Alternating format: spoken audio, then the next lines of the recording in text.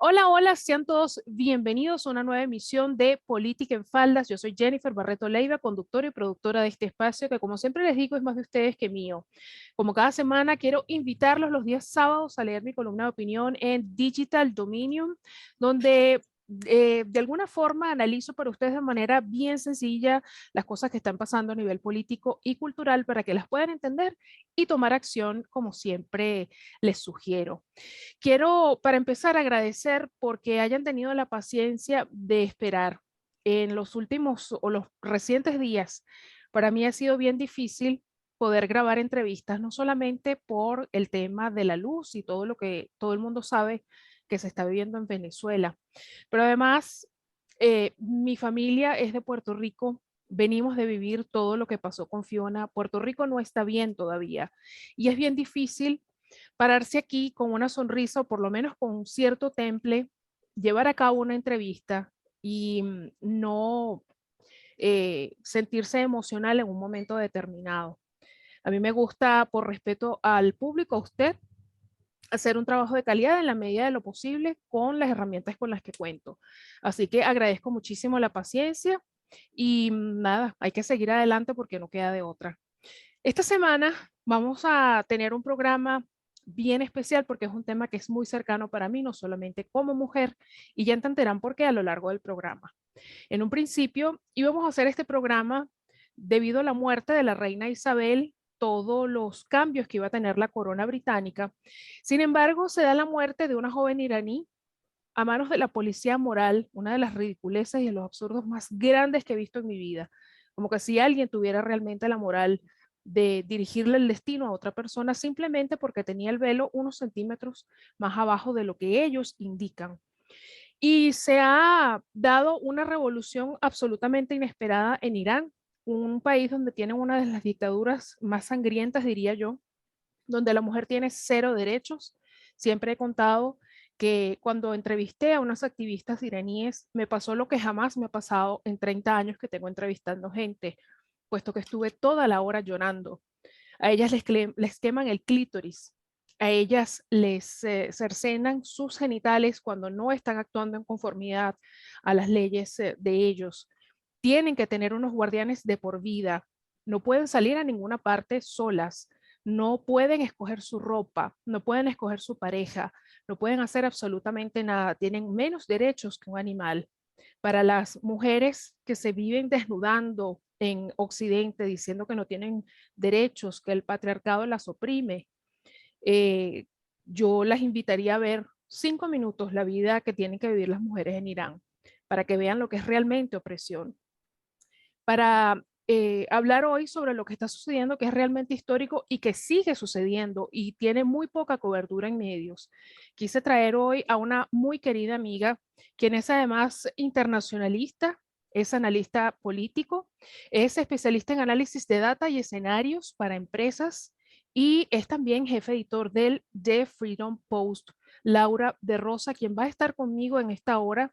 Vamos a estar analizando para que usted entienda muy bien qué está sucediendo y cuáles son los posibles escenarios que va a tener esta situación. Laura, muchísimas gracias por estar hoy y bueno, hemos tenido un poco ha sido un poco atribulada esta grabación, pero de verdad te agradezco muchísimo que estés conmigo y más en un tema que es muy cercano y muy sensible a las dos por distintas razones. Querida Jen, gracias, gracias por la invitación y bueno, no te preocupes, aquí estamos, no importa las tribulaciones, no importa las complicaciones, eso pasa y en esto tenemos que ser flexibles, porque para no flexibilidad está Irán. Así es. Bueno, asesinan a esta niña, tenía creo 22 años, por un absurdo. Esto se hace viral y esto prende la mecha, como decimos en Venezuela, y se hace una bola de nieve, empieza a caldearse el ánimo y a la fecha, no sé qué información tengas, pero a la fecha la gente sigue en las calles protestando porque ya están hartas las mujeres de vivir esta vida que, repito, ni un animal tiene tan pocos derechos como ellas, pero además están peleando por eh, terminar el régimen iraní. ¿Qué información tienes tú actualmente de lo que está sucediendo? En efecto, es una cosa impresionante. Es una cosa impresionante porque la muerte de Mahsa Amini prendió una mecha. Y prendió una mecha que ha sucedido en otras oportunidades. En el 2009 hubo protestas importantes en Irán y en el 2019 también, pero ya vamos a hablar de eso. Vamos a hablar de las de ahorita, de este momento.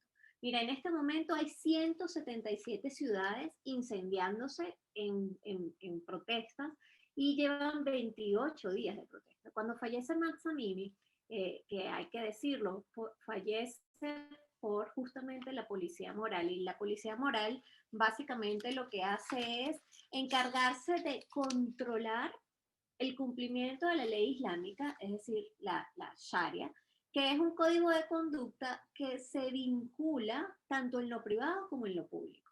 Entonces, tal cual como tú lo dijiste, la ley Sharia, ellos la intentan controlar y de manera muy represiva. ¿Qué fue lo que sucede? Bueno, Mahsa Amini, en efecto, tenía movido un poco su velo y por eso la llevan a una de las localidades policíacas justamente para hacerle una hora de supuesto castigo moral, que básicamente se suponía que era una forma de hablarle, regañarle, etcétera, etcétera, pero nada de eso sucedió.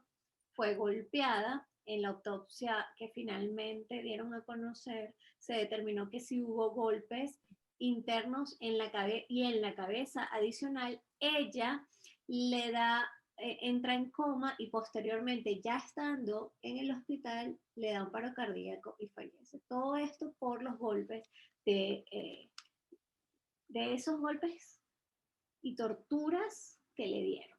Entonces, bueno, algo interesante es que no solo están protestando las mujeres, no solo están protestando las mujeres, se han unido hombres, se han unido esposos, se han unido padres, se han unido hermanos, y eso es una cosa impresionante. Llevan más de 400 fallecidos, que es una cifra terrible, porque para hacer una referencia, y la gente lo puede entender, en el 2017, en Venezuela, hubo 157 fallecidos. 157 fallecidos, y eso para nosotros fue una cosa terrible, fue Y esas dantesca. protestas, Bueno, vaya que fueron violentas, ¿ah? exactamente. Y entonces aquí se están dando 400 fallecidos, hay 5.000 detenidos. 5.000, eso es una cosa impresionante. Y bueno, en heridos van 3 veces esa cifra. Todo esto está sucediendo en 28 días de protesta y es una cosa impresionante. Ahora, ¿qué es lo que hace el régimen teocrático? Como siempre pasa con los regímenes. Ellos hacen como una mesa, por decirlo de alguna manera. Son las 4 patas de una mesa. ¿Qué quiere decir? Ellos se enfrentan a estas protestas diciendo, mira, ellos forman parte de una conspiración desde el exterior.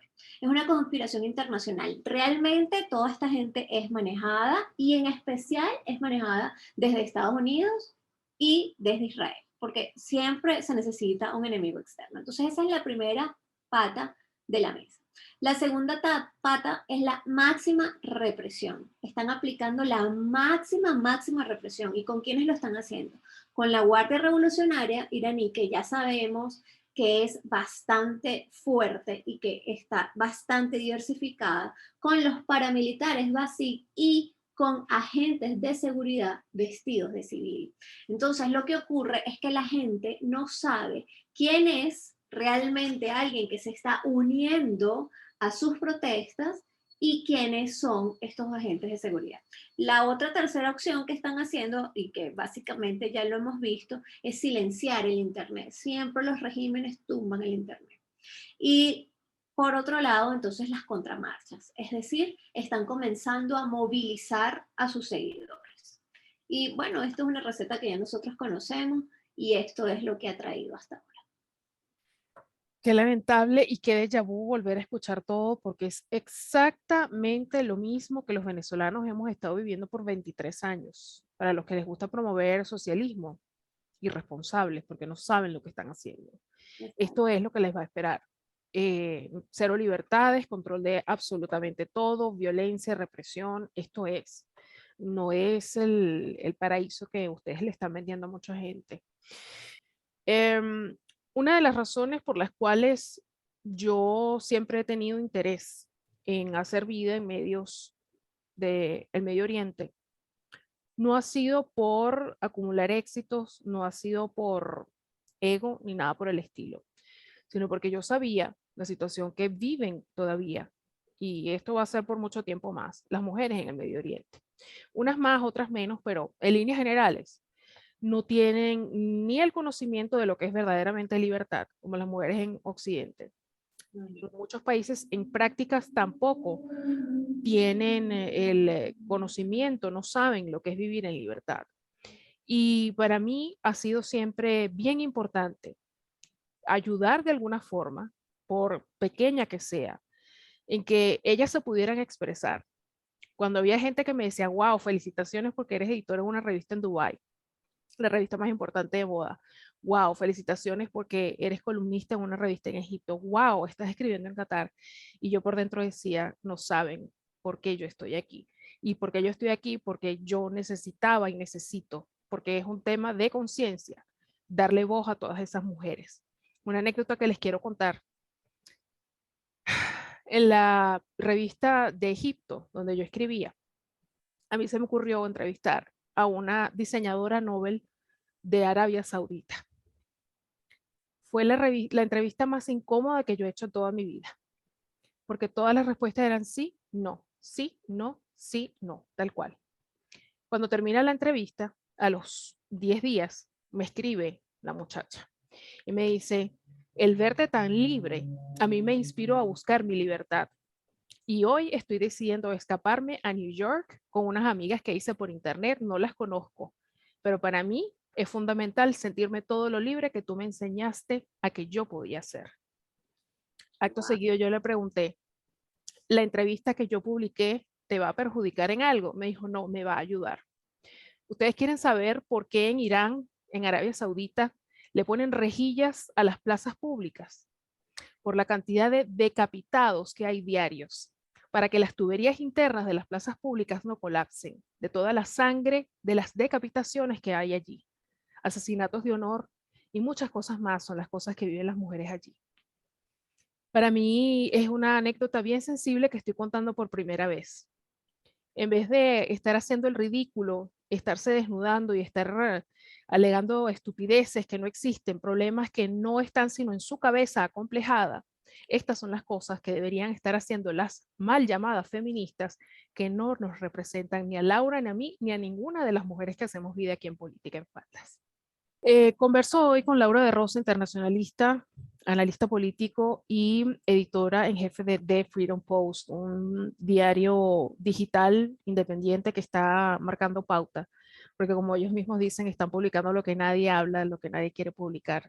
Desde aquí aprovecho para felicitar a todo el equipo, buenos amigos de la casa que están haciendo un buen trabajo.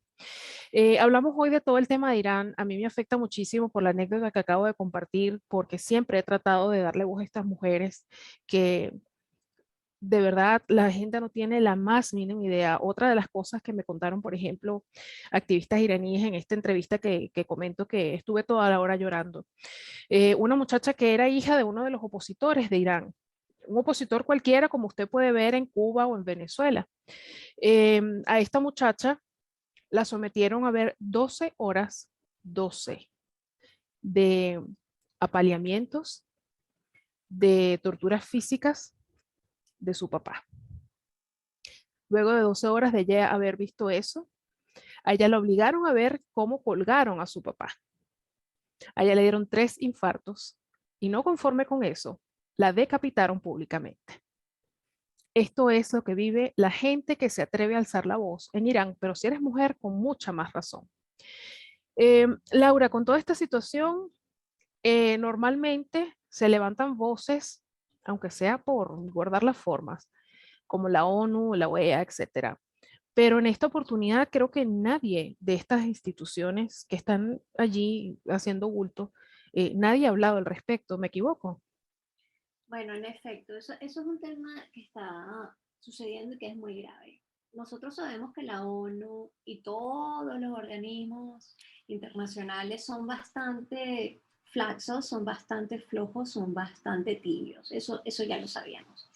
Pero además estamos viendo que desde Europa las protestas son muy ligeras, que no se está levantando absolutamente nada. Y lo que se está levantando es muy leve. ¿Por qué? Porque entonces ahora resulta que todos están preocupados de ser acusados de islamofobia. Es decir, no, yo no tengo problema con el islamismo. No, yo no tengo problema con los musulmanes. No, y hay que decirlo, sí, en realidad sí, sí tenemos problema con esto. Sí tenemos problema con que tú elijas reprimir a la gente y tener oprimida a las personas por tu religión. Eso sí hay que decir. Porque es que es un asunto de, como les comentaba, como te comentaba, de islamofobia. Que no quiero ser acusada de islamofobia, dicen constantemente. Entonces también se está como normalizando, silenciando esto, porque, bueno, es que es más preocupante que a mí me acusen de eso a alzar la voz y decir las cosas como son. Y esto también está muy vinculado al asunto de toda la penetración que justamente desde países islámicos y musulmanes están entrando a Europa. Entonces, bueno, este es un tema que no vamos probablemente a verlo nosotros ahorita. Nosotros lo vamos a ver en unos 15 años o lo vamos a ver en 30 años, cuando ya pase la próxima generación. Y allí es lo preocupante, porque entonces allí se van a empezar a aprobar legislaciones porque ya habrán representantes de estas comunidades en los cuerpos legislativos de esos países. Y allí es que se va a poner, yo no diría interesante, yo diría preocupante la situación en Europa, porque entonces las libertades que normalmente se tienen en los mundos occidentales, en el mundo occidental, en los países del mundo occidental, entonces se van a empezar a disminuir porque ya va a empezar a dársele espacio a este tipo de leyes que son bastante restrictivas y que, por ejemplo, es lo que está pasando en Irán.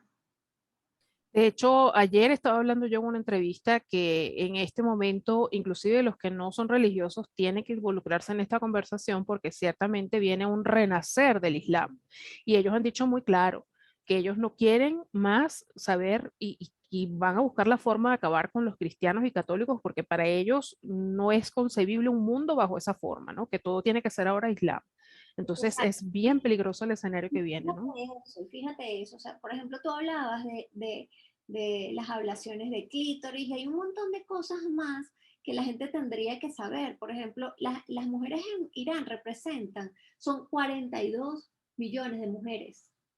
O sea, es que imagínense ese número, 42 millones de mujeres es una cosa, es una Venezuela y un poco más.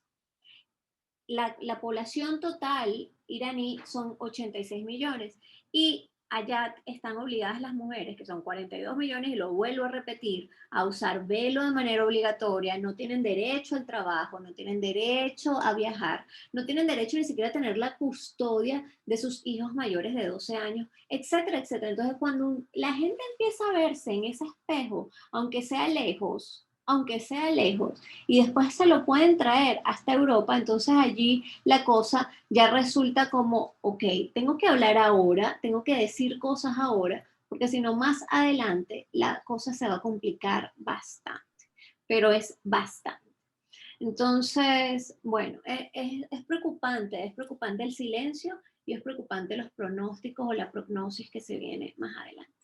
Sí, y algo bien interesante que me explicaban estas niñitas que, bueno, ni tan niñitas, eran jovencitas, la fuerza que mueve los votos en Irán y la fuerza que mueve la parte electoral en Irán son las mujeres. Mm. De verdad que es admirable, tienen una fuerza y un arrojo a pesar de las circunstancias que realmente uno tiene que tomar ejemplo, ¿no? De cuando hablan de coraje, pues eso es. A propósito de esto que hablas de las proyecciones, es un gran error que cometen muchos de pedirle a internacionalistas y a politólogos que se pongan a dar predicciones porque ustedes no son psíquicos ni nada por el estilo. Pero en los escenarios planteados, ¿cuáles pudieran ser para uno más o menos ubicarse? Porque algo se pudiera uno hacer el esquema en la cabeza, ¿no? Bueno, esto que tú acabas de decir es importante porque las personas que estudian relaciones internacionales, que trabajan en temas de relaciones internacionales, politología, etcétera, etcétera, no tienen bolas de cristal. Lo que se puede hacer es con análisis de data hacer ciertas prognosis.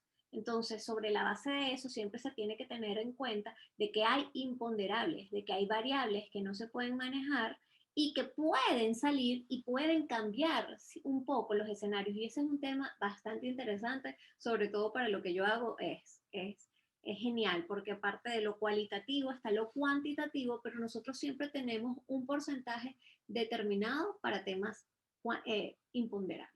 Ok, dicho esto, aquí la cosa hay que plantearla así. En el 2009, como les contaba, hubo protestas, en el 2019 de la misma manera. En el 2009 fue por temas electorales, porque como tú recordarás, Ahmadinejad se reeligió en un segundo periodo y él no estaba planteado porque básicamente no tenía los votos y sin embargo, como siempre, el ayatolá Ali Khamenei dijo, no, mira, esta es la voluntad divina porque como siempre mezclan la religión, mezclan la política y mezclan la opresión. Esto por un lado. Por el otro lado, en el 2019, las protestas fueron por el alto costo de la vida, el alto costo de los alimentos, básicamente una inflación fortísima. Ojo, hay que destacar que ahorita actualmente tienen 50% de inflación. Eso es una cifra estrambótica, eso es una cifra estratosférica. Entonces, en estas oportunidades, las protestas fueron evidentemente manejadas con mucha represión y duraron muchos meses, duraron 4 meses, 5 meses entre una y la otra. O sea, en el 2009 fueron entre 4 meses, en el 2019 hubo 4 o 5 meses. ¿Qué es lo que está pasando en esta? Que no es por tema electoral y no es por tema económico, es por tema de el hartazgo que hay y el detonante que fue Mahsa Amini. El punto es el siguiente. Nosotros en este momento tenemos que lamentablemente visualizar cuánto tiempo se van a extender estas protestas. ¿Por qué? Por estos antecedentes. Entonces el régimen ya sabe que puede tener una resistencia de 4 o 5 meses y que aplicando el mismo esquema de alta represión puede que caiga de nuevo. Entonces, ahorita evidentemente yo estoy haciendo los conteos diarios y estamos haciendo revisiones constantemente, pero el asunto es que tenemos un largo espacio por delante para ver si esto se puede debilitar. Ahora también hay algo. El monopolio de las armas lo tiene nuevamente el régimen. Entonces allí lo hace más complicado y se hace más complicado aún cuando hay un silencio internacional, precisamente por lo que les comentaba de islamofobia. Entonces, esto lo estamos viendo con bastante cautela, precisamente por esos periodos que se tienen que ver y ojalá se pudieran, con los imponderables que les hablaba antes, que te hablaba antes, se puedan acortar.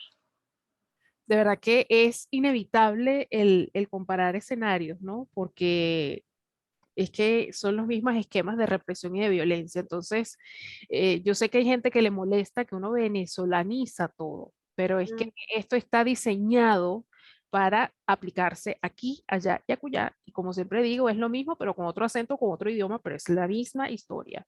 Es bien difícil no ubicarse porque tú me estás diciendo, cortan internet. Aquí, esquema de violencia, aquí, el Estado tiene todas las armas, aquí, y, ¿no? Entonces así vamos, y es bien, para no decir imposible, pero es bien difícil no hacerse, no ubicarse. Y lo que me da dolor, Laura, te lo digo bien honestamente, ya uno sabe cómo terminan estas historias. Y lo que viene después es más represión todavía. Porque nosotros hemos visto lo que ha podido salir, así como nosotros que nos, lo que usted ve afuera es lo que uno ha podido sacar a través de las redes sociales por amigos, cuando por ratitos hay internet, Porque aquí hágase usted la idea mental de que bajan un switch y nos apagan y Venezuela desaparece, ¿no? No hay internet, no hay comunicación y hasta aquí llegó todo. Así como Cuba, que desaparece del mapa también cuando se va la luz, bueno, así nos pasa a nosotros. El temor mío es que de alguna forma los medios han visibilizado, quizá porque estamos acá, lo que ha sucedido. Estas niñas han contado con la suerte de que se escapó o se dejó ver una foto, un video y por ahí se fue viendo lo demás. Pero la represión que les viene, y no es por ser, porque no lo soy, no es por ser feminista, pero sabemos ya de qué lado se va a inclinar la balanza a la hora de que saquen el garrote y les empiecen a dar, ¿no? Como decían al principio, de que iban a hablar con Maxa y que iban a conversar con ella, conversaron fue con un garrote porque las fotos tú no las puedes trucar, ¿no? Está ahí y ella quedó desfigurada inclusive. Ese es mi temor y no sé qué pienses tú, pero eso es lo que yo más me temo, que eso tiene un tiempo, todo eso está estudiado, como dices tú, eso va a llegar un momento que llegue el declive natural por la misma represión y control del régimen, y cuando ya silencien y apaguen eso, que es lo que ha estado haciendo la mal llamada oposición venezolana, porque se ubica todo igualito, cuando ya silencian y apagan eso, viene lo peor, porque viene la represión y solamente uno que vive en estos sistemas sabe realmente lo que viene después. No sé qué piensas tú al respecto. Sí, bueno, en primer tema, lo que hablaste de que hay personas que se molestan de que se venezolanice el tema. No, es que en este tema, por ejemplo, en particular, y en algunos otros, pero son muy puntuales, uno puede hacer la correlación con Venezuela. Y no solo por lo que ya conocemos, sino porque son regímenes que son aliados. Entonces, cuando el régimen es aliado, se aprenden mutuamente, se intercambian información, como por ejemplo hacía Arreaza cuando se reunía con la gente de Bashar al-Assad en Siria. Entonces se comparten experiencias para ver cómo reprimen, para ver cómo mantenerse en el poder, para ver cómo eh, burlar sanciones estadounidenses, burlar sanciones europeas, y por eso es que ellos son tan hábiles y como normalmente digo, esto es un tema de que la comunidad internacional juega fútbol en canchas cuadradas y estos sujetos que son líderes de estos regímenes están jugando fútbol en canchas redondas. No hay reglas. Tú me inventas una regla, yo la burlo y además comparto las experiencias aprendidas o las lecciones aprendidas con otros regímenes. Entonces, esto por un lado. Y además sabemos que Venezuela o que Venezuela en específico con Irán están vinculados por varios temas que vienen desde el 2006 en específico cuando estaba Mahmoud Ahmadinejad diciendo,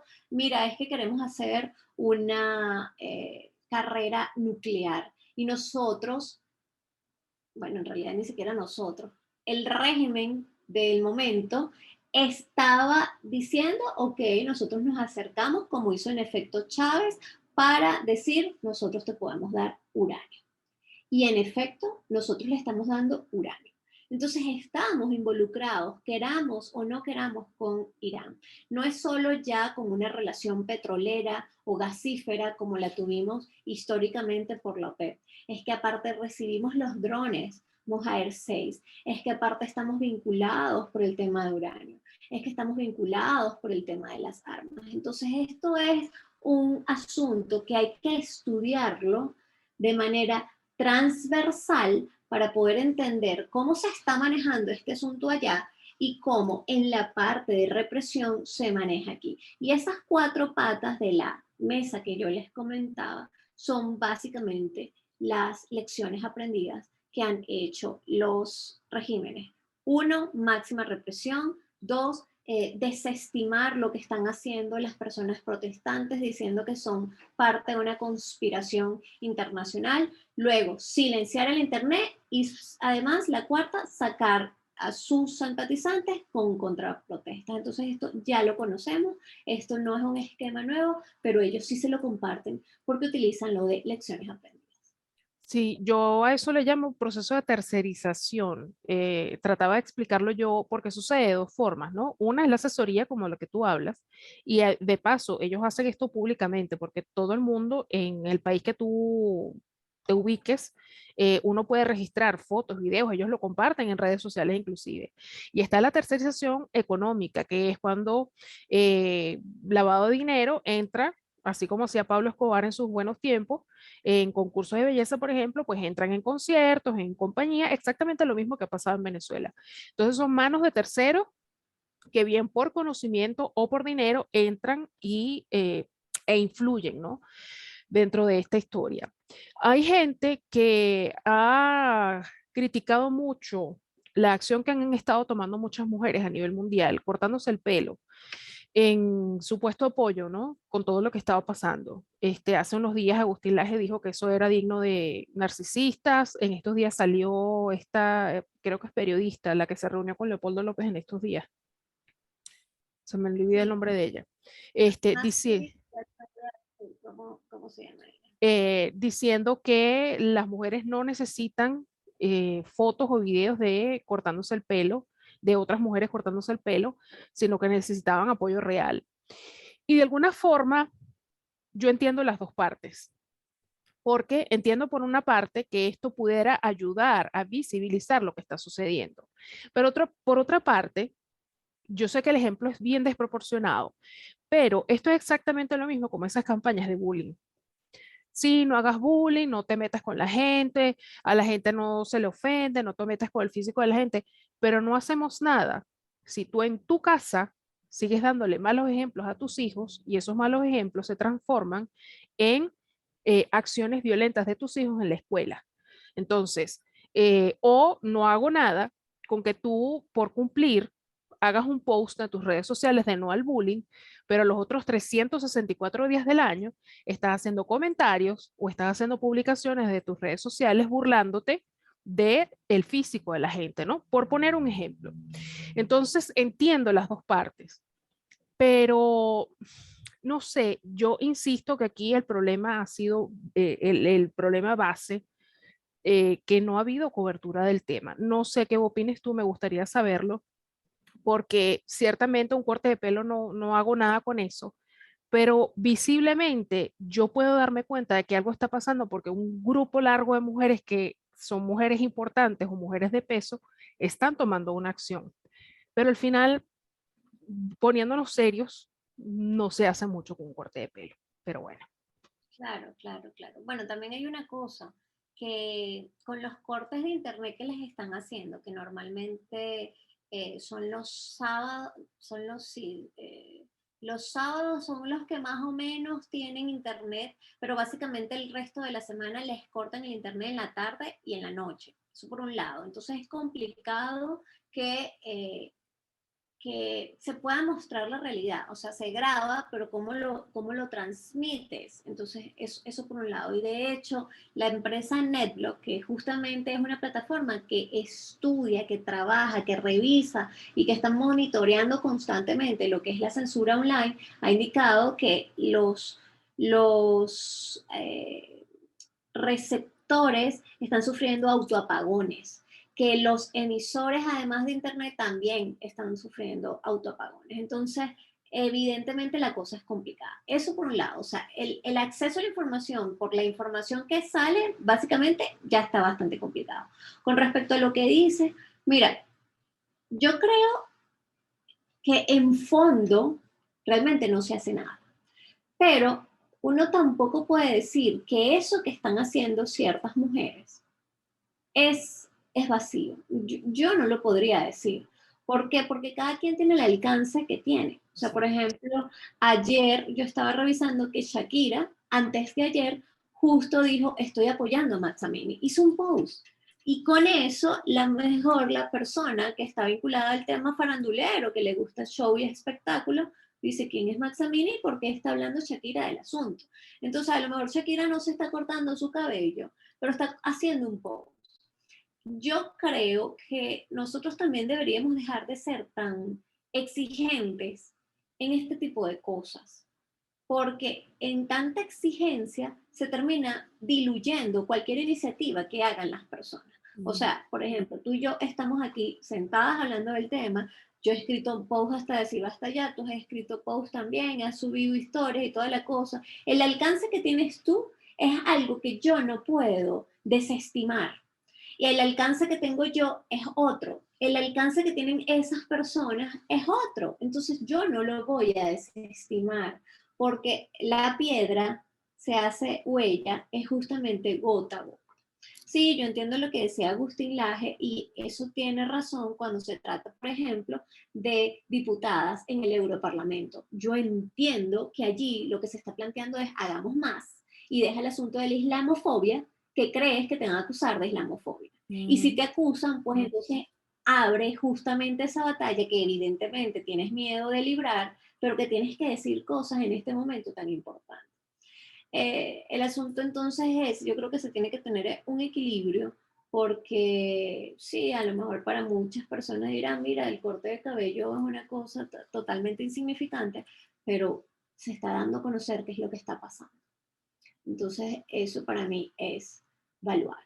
Totalmente de acuerdo. Como siempre, tú y yo en la misma página, pero sí, totalmente de acuerdo. Todo esfuerzo es válido y más en situaciones tan desesperantes como esta, y uno vaya que lo sabe, que uno, ay, uno agradece hasta un vaso de agua en un momento así, que te escriban un mensajito de Júpiter, mira, estás bien, no te moriste, los botellazos que te lanzaron hoy la Guardia Nacional trataste de reprimirte, no te mataron. Eso uno lo agradece. Entonces sí, estoy Sí. bien de acuerdo contigo. Laura, ya nos Oye, toca, aquí dime. la entrevista por 2 minutos. No nos contaste en esa experiencia que comentaste de esta chica Ajá. que era eh, Diseñadora. una chica, sí, que al final se fue a New York. ¿Qué pasó con ella? ¿Qué pudo hacer? ¿Cómo salió? Mira, yo estaba bien asustada porque yo sé, estoy bien clara de que estas niñitas cuando las agarran en el aeropuerto y hay cualquier cantidad de casos registrados, a ellas las devuelven y cuando las devuelven, hasta ahí llegaron. Las sodomizan, las maltratan, las obligan a casarse, las violan, en fin. Lo último que supe de ella es que en efecto ella estaba camino a New York. No quise comunicarme más con ella porque te lo juro que me daba miedo. Yo sé que quizá la gente no va a entender mi postura. A mí me daba miedo de que por una imprudencia mía a ella la agarraran, la decapitaran, la devolvieran, lo que sea. Y yo sé que no es mi culpa porque es el sistema, yo no hago el sistema. Y lo que yo estaba haciendo, que era una legítima preocupación, pues no es nada malo porque es lo mismo que yo hago contigo. Ya llegaste a tu casa, ya regresaste del viaje, ¿cómo te fue? El avión se retrasó, lo normal entre amigas, ¿no? Que yo lo haría por ella, que aunque no era mi amiga, es una preocupación normal, legítima de cualquier persona con un poquito de empatía. Pero sí, lo último que supe es que ella finalmente se decidió. Y tengo otro caso, una conocida en Irak, en la parte más occidentalizada, que no es muy grande. Yo un día conversando con ella me decía, no, es que ustedes las mujeres de Occidente son demasiado liberales. Claro, para cuando tú vives una realidad con gringolas, cualquier cosa que se te salga de esas gringolas, pues para ti es desconocido. Yo no le toqué más el tema. Yo me sentí inclusive que estaba siendo invasiva y lo dejé así. Ella, yo de verdad no tuve esa malicia de ver de que ella traducía mis tweets. Y yo siempre digo, y lo diré, y no es por faltar al respeto a ninguna religión ni nada, pero a mí me parece horrendo y nefasto que en pleno año 2022 haya mujeres que tienen que cubrirse con un trapo hediondo los 365 días del año para ser respetadas, entre comillas, para que no sean asesinadas o para que no las violen, porque según ellas o lo que les han hecho creer es que eso las protege, ¿no? Como que si eso fuera un manto sagrado. Me parece horrendo, y más en esas temperaturas. Es que no lo puedo llamar de otra forma. Para mí es un trapo hediondo que las tiene de alguna manera atadas. Bueno, para hacer cuento largo corto, ella me dijo un día, mira, yo dejé de usar mi velo y todas mis cosas. Me decía, porque además tú te veías tan linda en tus fotos, que a mí me gustaba sentir esa libertad que tú transmites cuando uno habla contigo. No le han hecho nada hasta ahora, pero para mí el hecho de que ella ya haya salido un poquito más allá, para mí es suficiente. El hecho de que que nosotras hoy estamos poniendo la cara y estamos hablando en nombre de todas esas mujeres, ellas mismas no saben el significado de esta conversación que tú y yo estamos teniendo el día de hoy.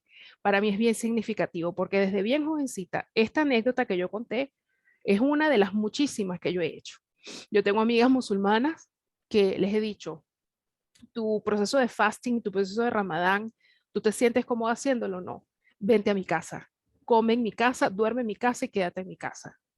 Y así lo han hecho y se han escapado de eso porque es obligatorio, tú lo sabes.